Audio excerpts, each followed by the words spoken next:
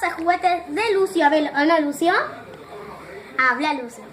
Y vamos a hacer todos los ruidos de los dinosaurios. Dinosaurios más chiquitos, pequeños, chanchos, autos chiquitos, digamos caballos, trenes, autos, otros autos, Ferrari, muchas cosas. Dos autos y un tren y un caballo. Perfecto. Ahora empecemos con los ruidos. Empezamos con este. ¿Cómo hace este, Lucio? Del más grande hace roar. Ahora este, ¿cómo hace? Este hace roar. ¿Cómo se enoja? Este hace. Este hace.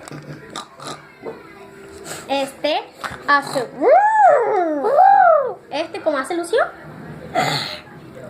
Esto. El caballo.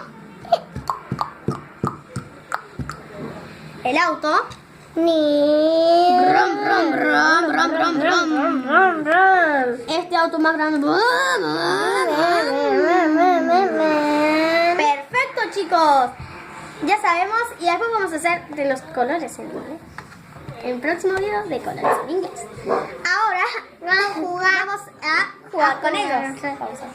Vamos a jugar Con todos estos dinosaurios. Bueno, ahora empezamos a jugar, chicos. Vamos, Lucio.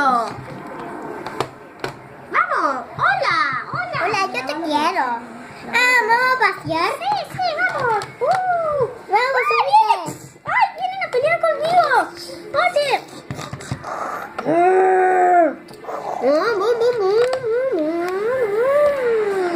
¡Qué bueno! ¡Qué divertido! ¡Qué desastre se está armando! ¡Ah! ¡Se armó otro desastre! Bueno, chicos, pues ya se armó todo este desastre, ¿o no, Lucio? Sí. Bueno, se armó todo ese desastre, así que no vamos a poder seguir viendo porque todos los dinosaurios se portaron mal.